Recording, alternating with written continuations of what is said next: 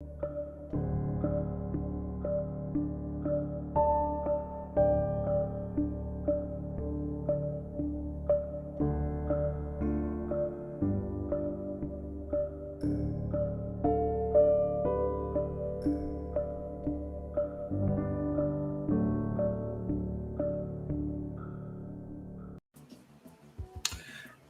hey, hey, what's up?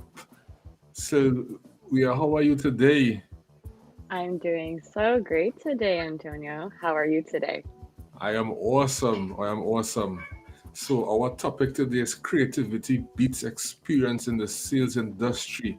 And I know everyone is intrigued as to this conversation because being creative will make you be a guru in your field and it will show the difference in terms of the competitors out there in the market. So I would like to start off with you today, as in terms of what do you think about this topic, creativity beats experience in the sales industry? I personally love the topic today because I would classify myself as a quite creative person. I don't particularly have a lot of experience in anything in life. I'm very young, right? So to me, whatever experience I have, I can utilize that and then utilize it towards being a more creative person. I think truly creativity comes from within. I think it is, your personality. It is bringing your personality and shining that through. And that, I believe, is a key source to creativity. Whoa, that is awesome. And for someone who is not a creative person, how would you say you will bring out that inner creativity in them? Because what I realize is that a lot of people do not like, let's tie it into psychology. No one, especially Mhm. a woman, likes a boring man. And no one, especially in terms of a company, like a boring company. They like excitement, they like things new. We are visual individuals. When it is we watch something, we get intrigued into it, we be enticed into find out more about it. Curiosity, basically, they say kills, but curiosity is something great because the more curious you are, the more interested you become in someone or their business. So, how do we find that inner creativity in someone who is not creative?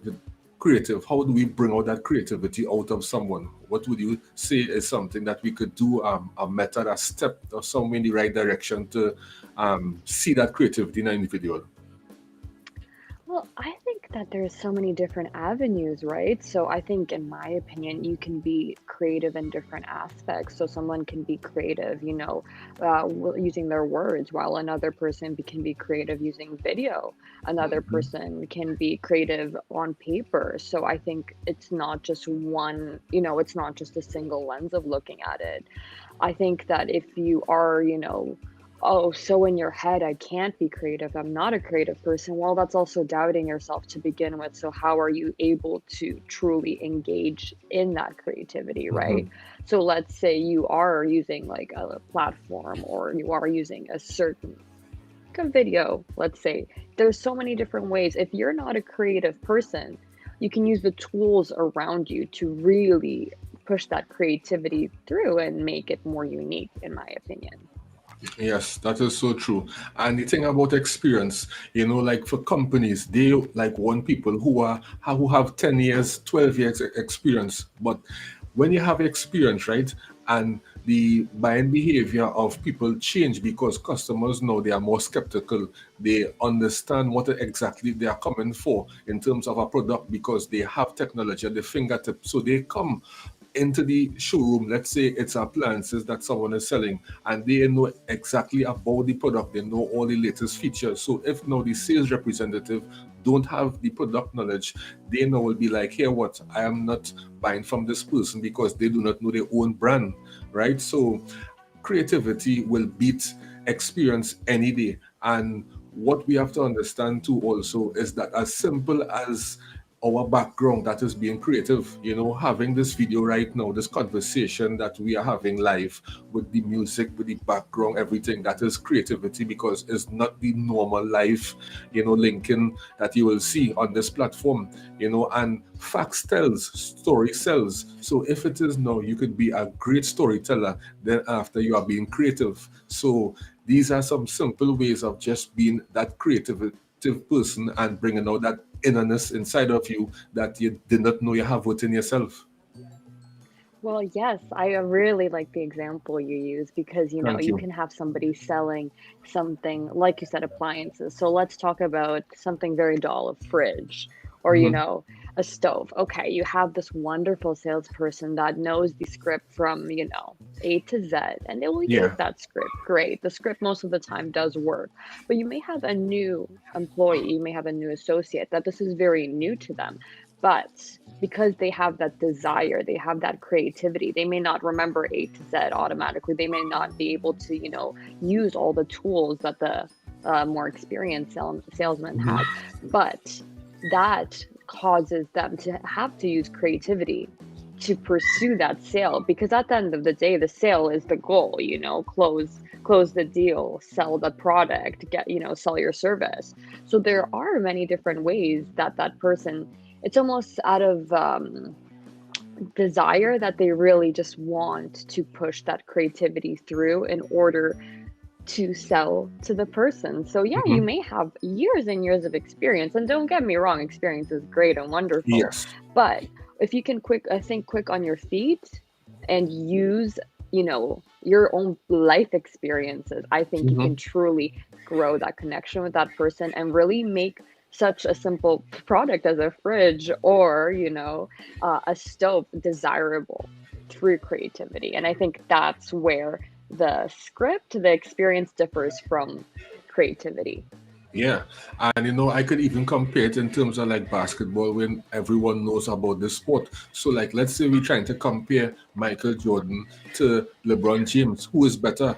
It's two different eras, So, Oh, in Michael Jordan time, he may not go as long in terms of LeBron because LeBron is like 36 years now and he's still playing basketball. But in Michael Jordan time now, he was so great that he didn't find that competitiveness in the NBA, so he retired early. But LeBron James in this era, it's different because it have a lot of competitive players on the field. So if Michael Jordan was in LeBron James era and he realized now that it have a lot of competitiveness, he now would have tried to grow himself to be the best version basketball player he can be. So if someone is trying to compare who is better out of the two, you cannot compare because it's two different era and Michael Jordan basically become complacent because the game wasn't competitive for his skill level. oh, 100%. It's like comparing oranges to apples, right? It's So true. just, you can't really do it, like there will be people that will always say like, oh, Michael Jordan is the greatest of all time, but then obviously LeBron James came in and changed the game quite differently. So So I true. don't know. That. It's how do you compare? Like that's, I also think comparison always kills. It never is a really good Mhm. tool. I don't think you should ever compare your method to somebody else's because maybe their method is different and it works for them and you apply their method and it completely fails for you. So So why true. why compare and compete when you could just, I think the only person you should compare to is truly yourself. So for an example, like, oh, I used this sales technique today. It Hmm. didn't work. Okay. The script A to Z didn't work for me. Well, why don't I try something that worked for me before, which is, being more human, being more personable, relating. I find that when I had to sell jewelry back in the day, and I knew that that person didn't really want to buy because of money, because there's Hmm. obviously a list of different objections. No, it's not the time. I'll come back later, yada yada. I knew that when you, like you mentioned before, get into that storytelling, get into really finding that, that connection, all the steps that I was taught that first day, I could have thrown out the window because I Hmm. had that human connection with that person that made me not just the girl behind the counter, behind the glass selling the jewelry. It made me, oh, okay, you care that, I need a special piece for an event. Okay, wonderful. You care that I want to look good. Well, what will go with that outfit? What will, you know what I mean? It's like Yeah. actually finding out what the person truly, truly is interested in. Like, it's not just like, I want a piece of jewelry. Oh, I want it to look special for that event. Well, let me find you something that'll make you special for that event. So, drawing back to it, that's what I think is the biggest difference. It's like you can compete with somebody, but at the end of the day, you can lose every single day. Hmm. So it's up to you, I think, how you play that game, you know?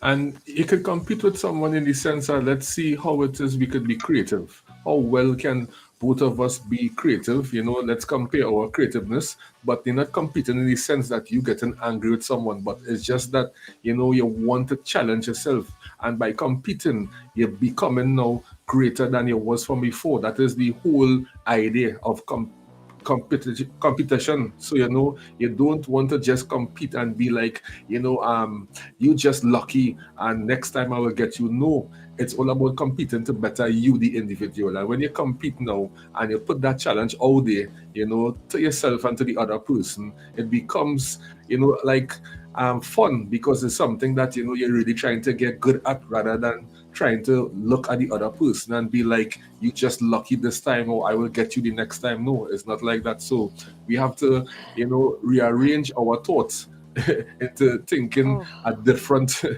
have a different mindset. So that's about it, I would say. Yeah. 100%. Yeah, I would say if you're always thinking, I'm going to do better than you, or I'll show you, that's already a Hmm. very, very, it's a very toxic mindset, unfortunately. I think that people, if you do succeed in that, I think you're playing a very dangerous game here. And I don't think that in the long run, it really will benefit you, because I think that if you do win those sales or, close those deals with a method like that, it's just, I don't know, it reflects, uh, I think it reflects you as a person, like what kind of Yeah. person you are, right? And like truly, like if you think about working with others, do you want to work with somebody that at the end of the day will check their boxes off if you are Hmm. losing but they're winning?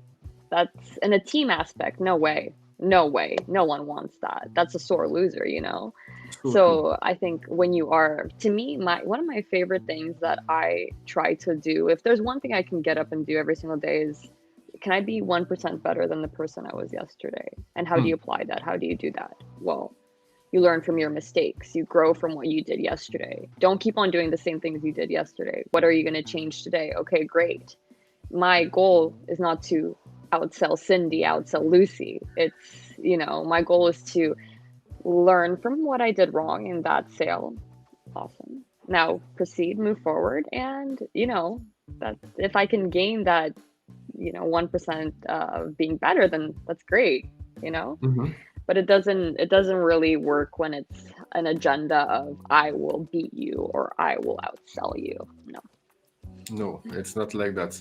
Um, and some people tend to be salesy in terms of LinkedIn. They send you that message instantly when you connect, and they want to sell you one time. And I would say the reason why they are doing that, because they're not confident in themselves. Success is something that you don't seek. Success is something that you attract. So if you know that you are growth in your field, when it is that we connect, you don't have to send me a message to try to sell me your product or service, because once I see your content and see what it is that you are doing, that will basically attract me towards you. So those who are trying to sell after they connect with someone, they are not confident in themselves, and that is a problem. And they have to self-check themselves rather than trying to scam someone into purchase their service when their service is not good. Oh, well, Antonio, I have so much to say about this topic, actually. I used to do that. I used to, when I first started joining LinkedIn, I had my original message that I would send to, potential prospects. And then Yeah. I would hit them with the, hey, I do one-on-one services. I would love to help your English. Beautiful. And I would wonder for the longest time why nobody would respond back to me. How Hmm. shocking, eh? So I actually had a conversation with my coach the other day, and we were speaking about content marketing. So, like you mentioned, using LinkedIn in a way to make you basically like show who you are. Yeah. So, through your content, you show what your services are, you show what you offer, you show what can happen when you work with you. So that Hmm. way people look on your page and they see, okay, Antonio, this is what he does. Sylvia, this is what she does. Excellent. I either want to work with somebody like this because I have a desired need, etc., or I don't because I just, you know, I just don't want to work with them. So Yeah. wholeheartedly, I think content is so important. I realized that a little later to the game. That's okay. I think it's better to realize later than never. So I agree with you 100% on that topic. Through your content, especially good content, you will definitely be able to draw in whoever you want to draw in. Yeah, because outreach message is great also, but as I mentioned from before, success is something that you attract. So, despite that, you will put out great content and you'll get inbound leads. Your outreach message have to be personalized to the individual you are targeting and not general. So, if it is that I have to do sales training for a company and it comprises of 5 or 10 sales staff, I want to meet the sales staff individually and get all the information about who is basically winning and who is basically losing right now in terms of their sales target, their sales quota. And then when I compile all that information, I will do a presentation, not just to the sales staff, but individually. So when I'm speaking, presenting, I am presenting and I am stressing on certain things that each person have a problem with and providing solutions for those problems. So in that way, my sales presentation, my sales training will be a success, and the sales staff, they will be intrigued as to the information I presented, because I just did not come and do a general sales training. So why some companies may say sales training is not working is that they are doing a generalized sales training and not a personalized sales training. So that is something for sales trainers out there to take in consideration, because it's not about you just presenting, it's about them, because you are serving your audience, you are serving the sales staff who you are presenting to. So never ever think that when it is you are presenting, it's for you. No, it's for them. So you have to understand them and then present on what they want to hear from you, the solutions, to the problems that they have. No, I really, really like the fact that you said you work with specific individuals, because that's very true. Like you mentioned, Mhm. there can be a team. You can have, 5 to 10 people, and then let's say 8 of them are great, and then 2 of them are just not doing something wrong. But you can't just, think about those 2 people and just be like, okay, this is what you need to do. You need to, analyze their approach. You really need to. It comes down to understanding what specific thing, like you mentioned, they are doing wrong, and then after that, work with them one-on-one. I think that's wonderful that you do that, Mhm. because you can't just come in there with a beautiful PowerPoint presentation and assume this is what you're doing wrong, this is what you're doing right, because sure, that's the easy thing to do. Yeah, So true. assume that this is that. But in reality, people are so different, right? So, what X person may be doing is great, wonderful, and then what Y person doing is really not great, not working. So you want to Mhm. analyze what they're doing and then help them improve. Yeah. So Dr. Usha Rupnarain said, content is a new currency. Thank you from South Africa. Mhm. And thank you for tuning in today and watching this live. And Thank also, you. Karen Balchin said hi. Hi, Karen. Hi, Hope Karen. everything is well on your end.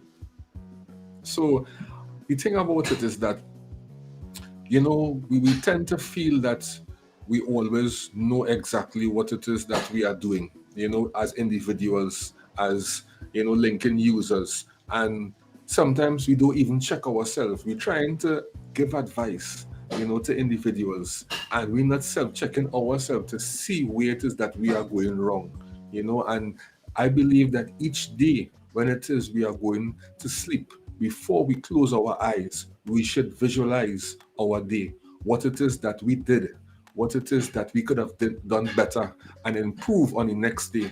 And each day, incrementally doing that, you will better yourself. Because before you could train someone else, you have to check yourself and train yourself. So in that way, now when you are training someone and you are preaching something, you are doing it also, because you don't want to preach something and you're not doing it yourself, because then now you look like a hypocrite, Oh, and 100%. yeah, for sure. And sometimes you see someone profile on LinkedIn and they provide content to provide messages, to better you.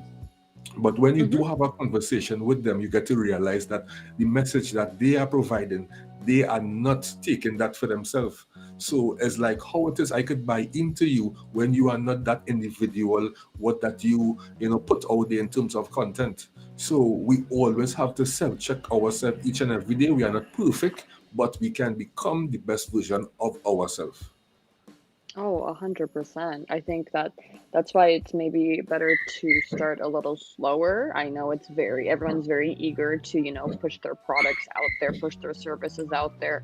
But then how can you do so when you don't have the right plan, right? When you don't have, you know, for like an example, like a service, you don't have the right business plan, you don't have the right marketing plan, you don't have like the right sales approach. How can you want to sell your services when you at the end of the day can't even like do that yourself?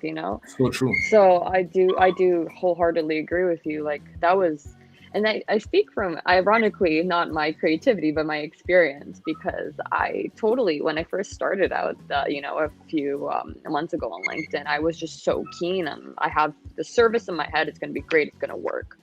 And I didn't know how to approach LinkedIn. This was a whole new platform for me. When I started Hmm. out, when I think I was applying for jobs 2 years ago, it was Indeed. There was no conversations, there was no LinkedIn Live, there was no stories that are gone now. That it was a complete different platform. So you come here and okay, everyone wants to sell you something. Everybody has a service. That's Hmm. that's LinkedIn now. It's no longer just people trying to look for jobs. Everyone has something. Hmm. So you come in and, you have, let's say like 10, 15 years as a manager, a sales manager, a marketing director, whatever. You come in and now you're like, okay, I want to take in the LinkedIn route. I want to, do this, that, that.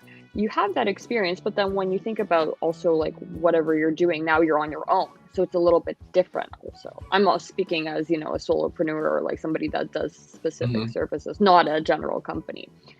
So then how do you navigate this platform? Okay. You have to learn day by day, and it's there's no guideline to Hmm. like this is exactly what's going to work for you. So it is like you mentioned, trial and error. You do something, okay, I did that right today. Awesome. You think at the end of the day, which I personally love, self-reflection. I think it's one of the greatest tools in terms of personal growth as well as Hmm. business growth. You look at what worked, you looked at what doesn't work, you look at what worked for you personally. Okay, I think that when I speak to people like this, it works.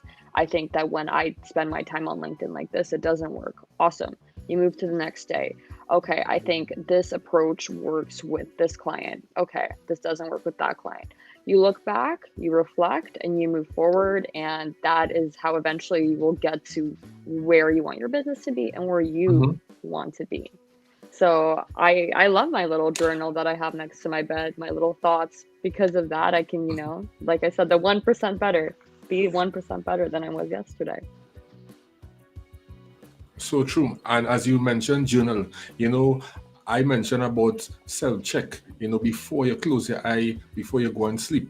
However, writing down exactly what it is that, you did in terms of the problems that occurred throughout the day, ways how you could rectify the problem, and tomorrow what you plan to do. I believe that each and every day you should self check yourself in terms of putting pen to paper. And in that way, you could always use that as a reference so that you could know, well, all right, I started at point A, today, which is Saturday, and next week, Saturday, point B, I reach a certain level that I'm happy and I'm continually going to self develop myself. And what I'm seeing right now, and I just put it out there into the atmosphere, to everyone on LinkedIn, is that everyone is trying to teach people to navigate through the LinkedIn platform. But okay, when you understand the platform, the next question is how do you gain leads? Because you gain leads, people might have interest in your business, right? But then the next step is to how do you close? Showing someone LinkedIn is great, but when it is now we jump on the call, how I am going to entice you to purchase my services. And no one is not teaching that, because you can know LinkedIn great, you can provide great content, but your persona, is not great. And in order to close sales, you have to have a great persona and be able now to understand the other person needs and then to provide a solution on that. And I believe that is the problem that is going wrong. Some people might be getting 1,000 likes on the engagement, but they are Mm-hmm. not closing any deals. And it's because I would say is your persona. When you jump on that call, you do not give off that, great reaction that the other person is looking for. They're realizing that you are not stressing on my needs, but you are just speaking. And that I will believe is something that, besides just training and trying to let someone understand linking, you have to train now for the person to close. Because anyone could train someone how to navigate LinkedIn. Anyone could train someone how it is to gain leads. But could you train someone how to close sales? Food for Oh, that's thought. a whole nother. Oh, that's a whole nother aspect. I think it's a lot hard. Yeah, like you mentioned, it is. It's a lot easier to post good content because, I mean, it's also easy to post bad content. I see quite a lot Hmm. of it, unfortunately. But engagement, another thing too. That's, I think all of it is steps. But in terms of actually getting the client, closing the deal, I think that not everybody is capable of that for sure. I think that everybody has that sale in mind. They come into it and it's a sale, right? But they don't Hmm. really think about it as, well, okay, let's flip the table. Let's, sit on the other side. What does this person want? They Yes. want help with X, Y, and Z. They need X, Y, and Z product. Like, you're so keen on thinking about getting that number for yourself, but you're not thinking so much about listening to, like you mentioned, listening to what that person really needs or Hmm. wants. Like, because they will tell you, trust me, they will tell you exactly what they need, exactly what they want. But are you listening? Are you just focused on, you know, okay, let's close this. Okay, this is Yes. this is, Hmm. let's Hmm. let's add that product. Let's upsell. Okay, yes. No, you can't do that. It doesn't work, right? So Hmm. I think that at the end of the day, it is honestly about really, really knowing your client, like your prospect. You really have to understand the pain and the struggle. And I think that's when you can really close your deal, when you sell to them, that you can help them with that pain Yeah. or struggle that they are facing. And then that, I think when you have that figured out, then you'll be okay. And I would just like to interject basically when it is you realize that here what this person do not need my services, what you should do now is be the bigger individual and say, well, all right, you do not need my services. I realize that, both of us, we cannot be the best fit going forward. So I know someone who could be of assistance to you. Don't, be timid to refer someone else to our other guru. In that way, now you show that you are credible, you show that you are a person of integrity, and even if the person go and seek the services of the other individual that you refer them to, they now in the future may send someone to you, or they may come back for you for something, if it's after some months, if it's after some weeks, some days. So never feel that here what sales is a probability, where it is if I seek and get about 20 calls for the day, the probability I should close two. No, you are serving. At the end of the day, you may be able to close one client, and that client could be, you never to know, a big client, like the biggest client ever. So don't try to close five or six out of 20 and think, well, all right, I did well today because I was able to close five or six clients. And when out of the five or six, really two you saw that really need your services, but the other, three or four, you basically just try to, make them buy into your service, and you know to yourself that you really cannot help them in the end. So let's always try to serve and don't try to sell, because sales is not about selling. Brand Tracy said it well: approach each customer with the idea of helping him or her solve a problem, not of trying to sell them a product or a service. Oh, 100%. Yeah, because like you mentioned, if you are chasing a numbers game, yeah, sure, sales is great for you because you can Mhm. totally call people, get your list done at the end of the day. But if your goal is truly to impact them with the product, impact their lives with the product or service, then I think you come to sales with a complete different approach, in my opinion, right? So, like you mentioned, you can get those 5 major clients, but Mhm. then what was that sales call like? I'm sure it was very pushy. I'm sure the person half the time felt very uncomfortable. They didn't really feel they're not looking forward to working with you. But then you can have those 20 calls, and then let's say you only close one, but 5 people in the back of their mind are thinking about you in the future. They're thinking, oh, I want to use this person's services Mhm. or products. It may not be right now because, like you mentioned, timing is very important. Not everybody needs your services right now. There's things, people have lives, there's So things true. going on in their lives. They may be busy. It may be, a financial objective. And there's so many different things that can happen as to why there's pushback to that. But that Mhm. does not mean that is the end all. That does not mean it is goodbye forever. It just means that right now they can't work with you, you can't work with them, but that's okay. And chances are, if you leave a good lasting impression, they are more likely to come back than the 5 people that you close right away and it's a numbers game and you have them and it's it's Yeah. done. And Dr. Husa said here, you have to be authentic. Very important advice. Better to start slower, even with networking. There are no guidelines. Sometimes I find people take what I write and dissect it till there's nothing left, like a term like empowerment. Whoa, Ooh, that's whoa, awesome. what a comment. I like that one. Yeah.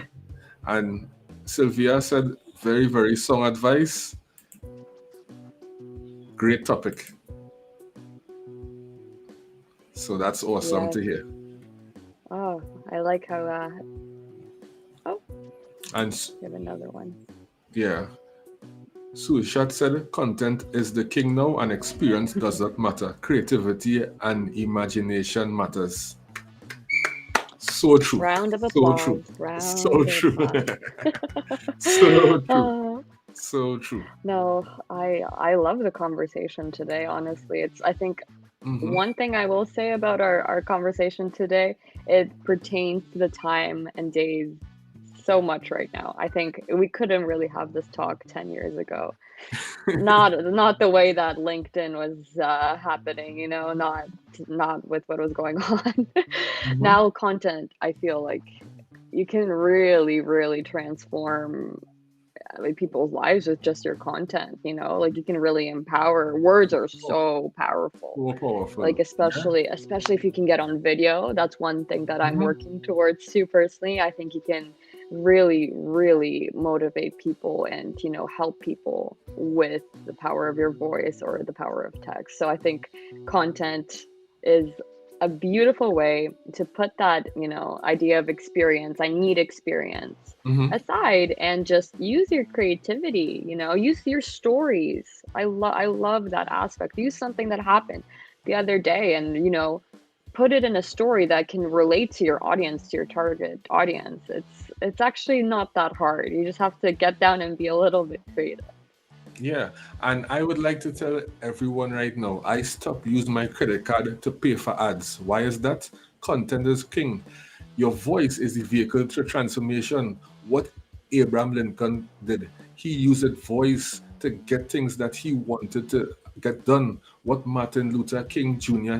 did, he said that he had a dream, right? What Malcolm X did, he fight for what he believed in, and none of them use ads because they didn't have ads, paid ads those days. So why trying to pay for ads when all you have to do is put out content, be in your customers' face each and every day. Let them be like, I am so fed up of seeing this person that I am willing to buy their product or take their service today.